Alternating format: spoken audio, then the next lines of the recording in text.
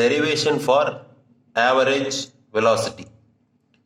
என்ன கொடுத்துருப்பாங்க அப்படின்னா ஒரு குறிப்பிட்ட டிஸ்டன்ஸை ரெண்டு வெலாசிட்டியில் ஒரு ஆப்ஜெக்ட் ட்ராவல் பண்ணுச்சுன்னா அதோட ஆவரேஜ் வெலாசிட்டி என்னன்னு கேட்டிருப்பாங்க. ஒரு குறிப்பிட்ட டிஸ்டன்ஸை இப்போ ஏலேருந்து சி வரைக்கும் எடுத்துப்போம். இப்போ ஏலேருந்து பி வரைக்கும் ஒரு வெலாசிட்டி, பியிலேருந்து சி வரைக்கும் இன்னொரு வெலாசிட்டியில் ட்ராவல் பண்ணுச்சுன்னா அதோட ஆவரேஜ் வெலாசிட்டி என்னன்னு கேட்டிருப்பாங்க.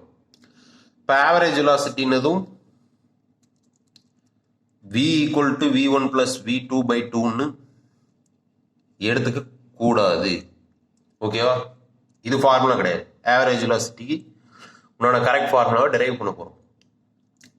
இந்த டோட்டல் டிஸ்டன்ஸ் இருக்கு இல்லையா, அதாவது ஏலேருந்து சி வரைக்கும், அதை நான் என்னென்னு எடுத்துக்கிறேன் அப்படின்னா எஸ்ன்னு எடுத்துக்கிறேன். ஏலேருந்து சிக்கு போகிறதுக்கு அதை எடுத்துக்கிற டோட்டல் டைமை நான் டீன்னு எடுத்துக்கிறேன். ஆவரேஜ் வெலாசிட்டி தான் கண்டுபிடிக்கணும் இல்லையா? அந்த ஆவரேஜ் வெலாசிட்டி நான் என்ன எடுத்துக்கிறேன் அப்படின்னா வின்னு எடுத்துக்கிறேன். ஏலேருந்து பி வரைக்கும் இருக்கிற டிஸ்டன்ஸை S1ன்னும் பியிலேருந்து சி வரைக்கும் இருக்கிற டிஸ்டன்ஸை S2ன்னு எடுத்துக்கிறேன். ஏலேருந்து பி வரைக்கும் ஒரு வெலாசிட்டியில் மூவ் ஆயிருக்கு, பியிலேருந்து சி வரைக்கும் இன்னொரு வெலாசிட்டியில் மூவ் ஆயிருக்கு இல்லையா? ஏலேருந்து பி வரைக்கும் மூவ் ஆன வெலாசிட்டியை அந்த வெலாசிட்டியை V1 எடுத்துக்கிறேன். B2C இருக்கிற வெலாசிட்டியை V2ன்னு எடுத்துக்கிறேன். இப்போ நோட்டேஷன்ஸ்லாம் எது எதுக்குன்னு தெளிவாக புரிஞ்சிச்சு. இப்போ என்ன எழுதலாம் அப்படின்னா டோட்டல் டிஸ்டன்ஸ் இருக்கு இல்லையா, ஏலேருந்து சி வரைக்கும் இருக்கிற டிஸ்டன்ஸை ஏலேருந்து பி வரைக்கும் இருக்கிற டிஸ்டன்ஸ் ப்ளஸ் பியிலேருந்து சி வரைக்கும் இருக்கிற டிஸ்டன்ஸ்னு எழுதலாம் இல்லையா?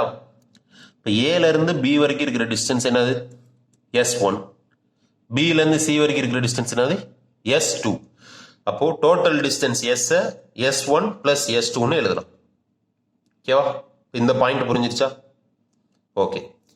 இப்போ டோட்டல் டைம் டேக்கன் இருக்கு இல்லையா, அதாவது ஏலேருந்து சி ரீச் ஆகிறதுக்கு எவ்வளோ டைம் எடுத்துக்கும் அப்படின்னா ஏலேருந்து பி ரீச் ஆகிற டைம் ப்ளஸ் பியிலேருந்து சி ரீச் ஆகிற டைம். டிஸ்டன்ஸுக்கு உண்டான சேம் கான்செப்ட் தான். அதாவது T equal to T1 + T2. இப்போ வெலாசிட்டி ஈக்குவல் டு எப்படி எழுதுவோம் அப்படின்னா டிஸ்பிளேஸ்மெண்ட் பை டைம்னு எழுதுவோம். Velocity equal to displacement by டைம்னா time equal to displacement by velocity. அதாவது v நியூமரேட்டர் போயிடும், அங்கே இருக்கிற v டினாமினேட்டர் வந்துடும். T ஈக்குவல் டு S/Vன்னு எழுதலாம். இப்போ T ஈக்குவல் டு S/Vன்னு எழுதலாம்னா T1 S1/V1 எழுதலாம், T2 S2/V2ன்னு எழுதலாம். இப்போ Tக்கு பதிலாக S/Vன்னு சப்ஸ்டியூட் பண்ணியிருக்கோம். T1க்கு பதிலாக S1/V1ன்னு சப்ஸ்டியூட் பண்ணியிருக்கோம். ப்ளஸ் T2க்கு பதிலாக S2/V2ன்னு சப்ஸ்டியூட் பண்ணியிருக்கோம். இப்படி தான் ஆவரேஜ் வெலாசிட்டியை கேல்குலேட் பண்ணணும். ஸ்ட்ரைட்டாக V1 + V2/2ன்னு போட்டுறக்கூடாது. ரொம்ப சிம்பிள் கான்செப்டில் தப்பு பண்ணிடக்கூடாது, அதான் சொல்கிறேன். இப்போ S1 ஈக்குவல் டு S2ன்ற ஒரு ஸ்பெஷல் கேஸுக்கு, அதாவது ஃபர்ஸ்ட் ட்ராவல் பண்ண டிஸ்டன்ஸ், அதாவது ஏபியும் பிசியும் ஈக்குவலாக இருக்கும். எப்படி கொடுத்துருப்பாங்க அப்படின்னா ஒரு குறிப்பிட்ட டிஸ்டன்ஸில் ஃபர்ஸ்ட் ஹாஃப் ஆஃப் த டிஸ்டன்ஸை V1ன்ற வெலாசிட்டியில் ட்ராவல் பண்ணுது, செகண்ட் ஹாஃப் ஆஃப் த டிஸ்டன்ஸை V2ன்ற வெலாசிட்டியில் ட்ராவல் பண்ணல, அதோட ஆவரேஜ் வெலாசிட்டி என்ன அப்படின்னு கேட்டிருப்பாங்க. இப்போ அந்த மாதிரி கேஸுக்கு என்னது S1 ஈக்குவல் டு S2 இல்லையா? S1 ஈக்குவல் டு S2னா ஜென்ரலாக S equal to S1 + S2 இல்லையா? S equal to S1 + S2. இப்போ S2க்கு பதிலாக என்னென்னு சப்ஸ்டியூட் பண்ணலாம், S1ன்னு சப்ஸ்டியூட் பண்ணணும். S2க்கு பதிலாக S1ன்னு சப்ஸ்டியூட் பண்ணிருக்கு. இப்போ S1 + S1 எவ்வளவு? 2S1.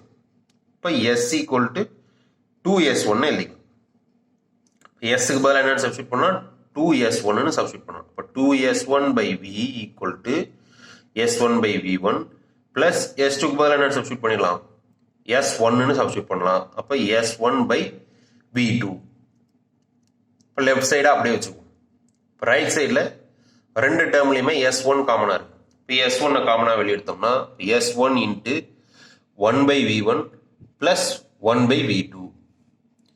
இப்போ S1 ரெண்டு சைடு இருக்கு, அப்போ கேன்சல் பண்ணிடலாம்.